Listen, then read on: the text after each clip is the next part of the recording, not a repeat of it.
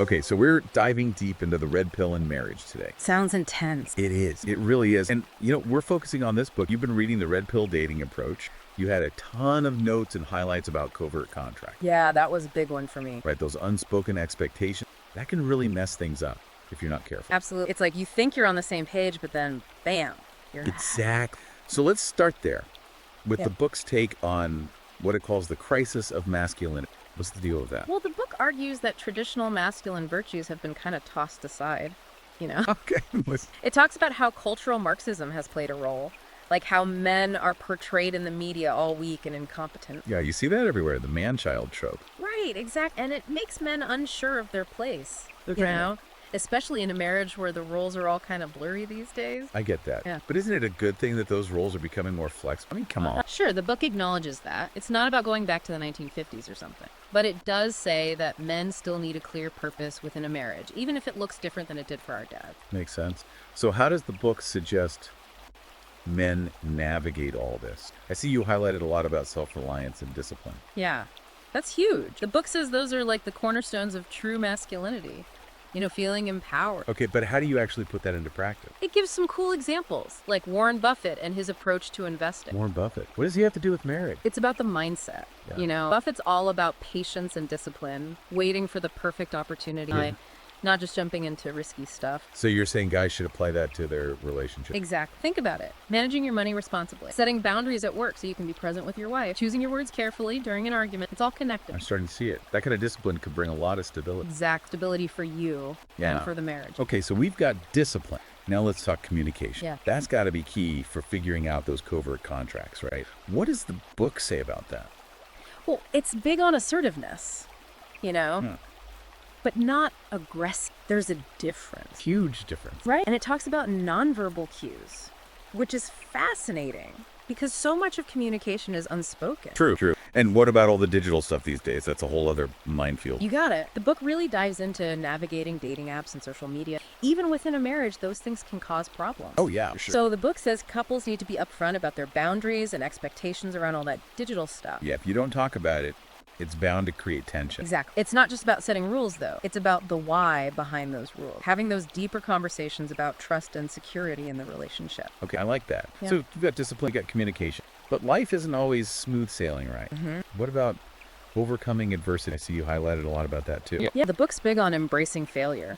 Seeing it as a stepping stone to success, like Elon Musk. He's had tons of setbacks with SpaceX and Tesla. But look at him now. Okay, but that's Elon Musk. Most of us aren't launching rockets into space. True, but the principle's the same. It's about the mindset. So how do you apply that to everyday life? Like if you have a financial crisis or a big fight with your spouse? It's about reframing those setbacks. Instead of seeing them as defeats, see them as feedback. So you messed up your budget. Analyze what went wrong. Adjust the plan. Try again. So it's that resilience, that ability to bounce back. Exact. And it applies to conflict in marriage too. Disagreements are going to happen, but it's how you handle them.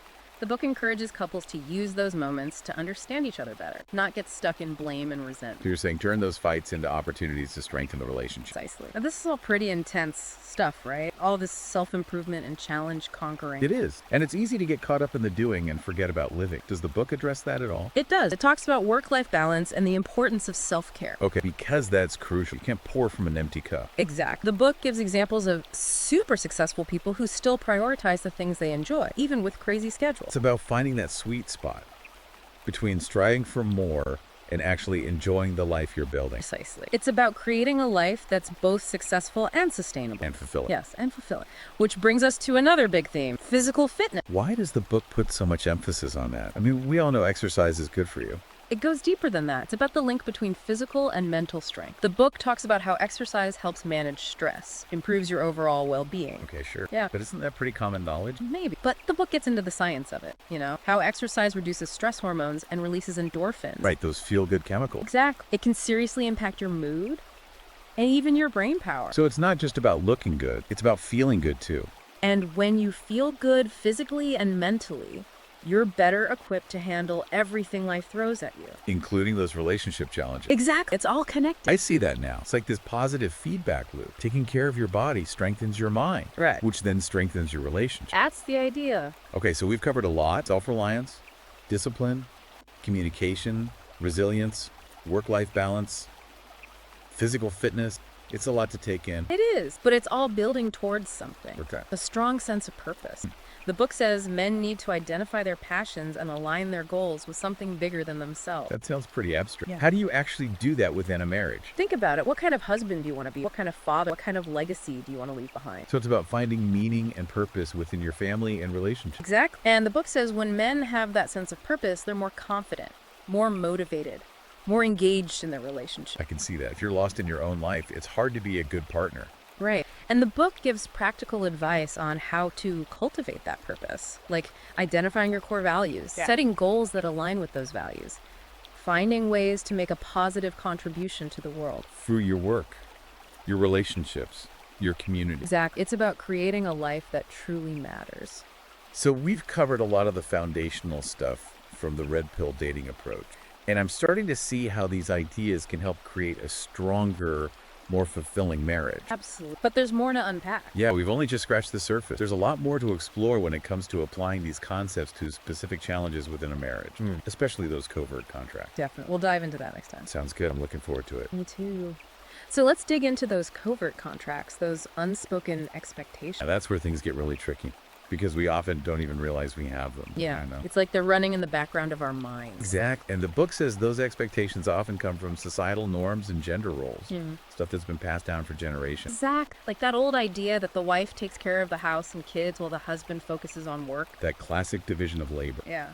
You still see it a lot, even today. And the problem is it's often not discussed. It's just assumed. So resentment builds up because one person feels like they're doing all the work. Exactly. It's like playing a game where the rules keep changing, but no one tells you the new rules. That's a great analogy. So how do you even start to untangle that mess? Communication, that's the key. The book says couples need to have those tough conversations about their expectations, their needs, their desires. Easier said than done, though. Right.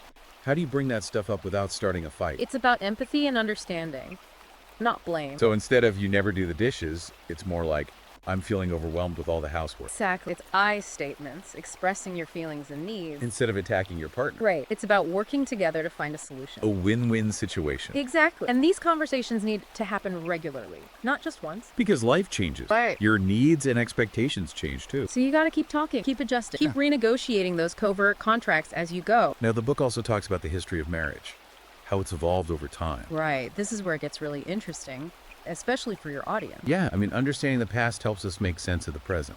So what's the book's take? It says marriage has been massively impacted by cultural shifts, like feminism and what it calls cultural Marxism. Okay, those are some loaded terms. Let's break that down a bit. It's not about taking sides. It's about looking at the facts, like women entering the workforce, no-fault divorce, the focus on individual fulfillment. Those are all huge changes that have definitely impacted marriage. And the book's point is that men need to adapt to these new realities. It's a different world than the one our dads grew up in. Exactly. And it requires a shift in mindset, moving away from those traditional gender roles towards a more collaborative partnership. A true partnership of equals. Exact. So it's not about going back to the old ways. It's about finding a new way forward. One that works for both partners. Right. One that honors commitment, love, respect, but in a way that's relevant to our lives today. Okay, so communication is key. But let's get specific. What are some of the communication challenges the book addresses? It talks about how men and women often communicate differently. Oh, yeah. Tell me about it. Sometimes it feels like we're from different planets. Right. The book says men tend to be more direct, problem-solving focused, while women are more emotional and relational. I definitely noticed that. And those differences can lead to misunderstandings. Big time. But it's not about saying one style is better. It's about recognizing those differences and bridging the gap. So learning to speak each other's language. Exactly. The book suggests things like active listening, validating your partner's feelings, using I statements. It's about creating that safe space where both people feel heard. Right. And remembering that communication is ongoing. It's not a one-time fix. It's a constant work in progress. Exactly. Now, what about conflict? Because let's be real, every couple fights. Oh, yeah. Conflict is inevitable. So how does the book handle that? It says don't avoid conflict, see it as an opportunity. An opportunity. For what? Growth, deeper understanding. Okay, that's a different way of looking at it. But how do you actually do that? Because in the moment, it's hard not to get defensive. It takes effort. The book suggests taking a time out to cool down, really listening to your partner's perspective. Instead of trying to score points. Exact. And using those I statements again. To express yourself without attacking. Right. It's about finding a solution that works for both of you. Not about who's right or wrong. Exact. It's about strengthening the relationship. So what about those times when you've tried all that and things still feel off? like the relationship is stuck. The book talks about that too. It says you got to keep the spark alive. That's a tough one, especially after years together. Right, but it's not about recreating the honeymoon phase. It's about finding new ways to connect, to appreciate each other, to keep things exciting. So being intentional about the relationship, not just coasting along. Exactly. The book suggests date nights, new activities expressing appreciation, physical intimacy. It's about making the effort to keep that connection strong. Exactly, because a good relationship takes work, but it's so worth it. Okay, so we've covered a lot. Covert contracts, communication, conflict, attraction. It's clear that building a strong marriage is a journey. It is, but it's a journey worth taking. And the book offers a lot of hope. It says when both partners are willing to put in the work, marriage can be incredibly fulfilling. It's about creating a partnership based on mutual respect, love, and a shared commitment to growth. That's beautiful. Now, before we move on, there's one more thing I wanted to touch on, fatherhood. Ah, yes, the book has a lot to say about that. Because being a dad is a huge part of a man's life. It is. The book says it's a fundamental aspect of masculinity. And it's about more than just providing financial. Right, it's about being a role model, a mentor, a guide. Showing your kids what a good man looks like. Exactly. And it starts with being a good husband, creating a stable and loving home. Because that's the foundation for everything. Right. The book talks about communication, respect, shared value. Building a family culture based on love and support. Exactly. And it says when fathers are actively involved, it benefits everyone. Kids, dads, the whole family. Precisely. It's a win-win. So we've covered a lot today.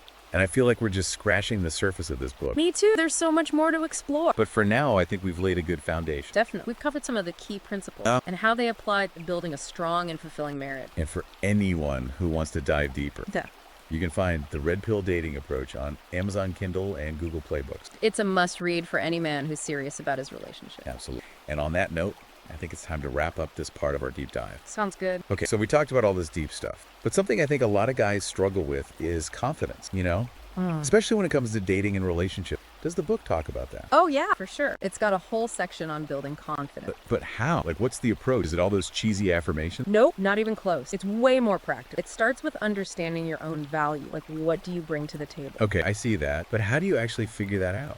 The book says identify your strengths, your skills, your accomplishments, big and small. A personal inventory. Right. Exactly. It's not about bragging. It's about recognizing what you have to offer. So you're saying if you don't value yourself, no one else will. Exact. Self-worth is the foundation of true confidence. That comes from within. Right. And then the book talks about setting goals, pushing yourself outside your comfort zone, developing your social skills. So it's a combination of mindset and action. Exact. And it takes time. Confidence isn't built overnight. It's a process. It is. Now, here's something you might not expect. A whole chapter on style and grooming. Wait, what? Seriously? I thought this was a Red Pill book. It is, but it says taking care of your appearance is a form of self-respect. So it's not just about looking good. It's about feeling good. Right. And projecting confidence. Makes sense. So what kind of advice does it give? Everything. Developing your personal style, grooming tips, finding clothes that fit well. So looking sharp, basically. But it's deeper than that. It's about finding a style that feels authentic to you, that makes you feel good about yourself. I like that. Because when you feel good, you project that confidence. Right. You attract people. You get noticed. So it's all connected mindset, actions, appearance, like a whole package. Exact. And that's what this book is really about. It's not just about techniques and tactics. It's about developing a whole new way of being. A philosophy of life almost. Yeah, you could say that. And it's about applying that philosophy to your relationship. Building a strong marriage based on respect, shared values, and a commitment to growth. Exactly. It's about becoming the best version of yourself. And finding a partner who wants to do the same. Right. It's a journey, but it's worth it. Well, this has been a fascinating deep dive. I've learned a lot, and I think anyone listening can take something away from this. Definitely. This book is packed with insights. So if you want to learn more about the Red Pill dating approach, you can find it on Amazon Kindle and Google Play Books. It's a game changer, for sure. Thanks for joining me on this deep dive. It's been a pleasure. Likewise. Until next time.